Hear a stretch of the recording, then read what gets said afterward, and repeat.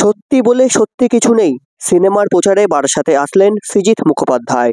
সৃজিত মুখোপাধ্যায়ের অন্যতম সেরা ছবির তালিকায় একদম ওপরের দিকে নাম উঠে এসেছে সত্যি বলে সত্যি কিছু নেই সিনেমার নাম। বৃহস্পতিবার মুক্তি পেয়েছে সৃজিত মুখোপাধ্যায়ের পরিচালিত এই ছবি সত্যি বলে সত্যি কিছু নেই।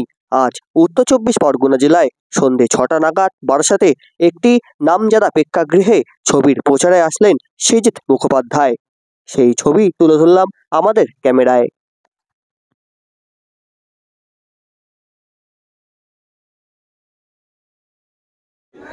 এর মধ্যে কি আপনার কোনো সত্য লুকিয়ে আছে? আমার কোনো জীবনের সত্যি লুকিয়ে আছে? হ্যাঁ, আমার খুব বড় জীবনের সত্যি লুকিয়ে আছে যে এই ছবিটার কনসেপচুয়ালাইজেশন হয়েছিল 2011 সালে, অটোগ্রাফের ঠিক পর। ঋতুদার করার কথা ছিল ছবিটা অভিনয়, এবং সেই সময়কার একটা গল্প যেটা ফাইনালি করতে পারলাম 10-12 বছর পর, এবং সেটা স্বপ্ন সফলই বলা যেতে পারে। এবং মানে আমি অসম্ভব আপ্লুত। লাস্ট 5 বছরে আমার যে ছবি বা সিরিজ মুক্তি পেয়েছে তাতে মানুষ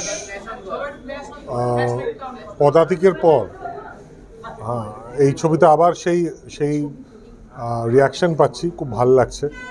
এবং পদাতিকের মতো এটাও লোকে বলছে আমার টপ 3 বা টপ 5 ছবির মধ্যে থাকবে, যেটা ক্যারিয়ারের 14 বছরের পর সেরকম ছবি করতে পারাটাও একটা আমার মনে হয় একটা খুব আনন্দের ব্যাপার, একটা খুব স্যাটিসফাইং ব্যাপার যে এখনও এরকম ছবি করতে পারছি যেটা মানুষ আমার সারা জীবনের টপ 3 বা টপ 5-এর মধ্যে আছে এরকম বলছেন।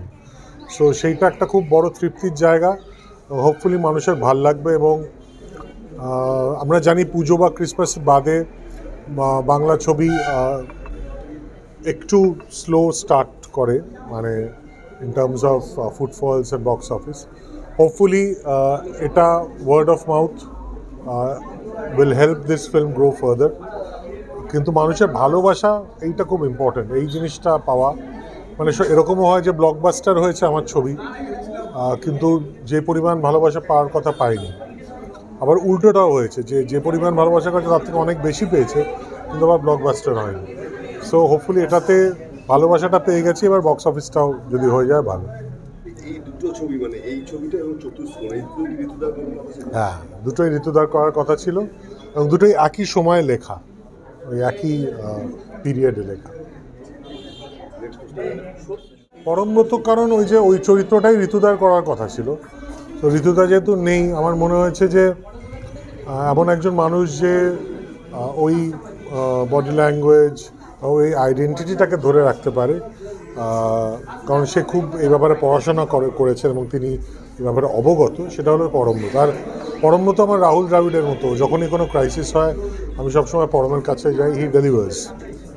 বিভিন্ন ইন্টারভিউতে শোনা গেছে যে আপনার পছন্দের প্রফেশন এই সিনেমা লাইন ছিল, মানে এটা কি সত্য? হ্যাঁ, মানে পছন্দ বলতে ওরকম নয়, গল্প বলতে ভালো লাগতো, সে থিয়েটারের মাধ্যমে বলতাম, সিনেমার মাধ্যমে বলছি। কিন্তু হ্যাঁ, ডেফিনেটলি আমার প্রথম প্রেম যদি বলেন তাহলে এটা ডেফিনেটলি সবসময়ই ক্রিকেট। ক্রিকেট সাংবাদিকতা অলরেডি আমি করেছি। আমি 2টো IPL-এ ধারাভাষ্য বিবরণী দিয়েছি। আমি এবার শারজাতেও গেছিলাম IPL-এর অকশন কভার করতে। So cricket will always be my first love.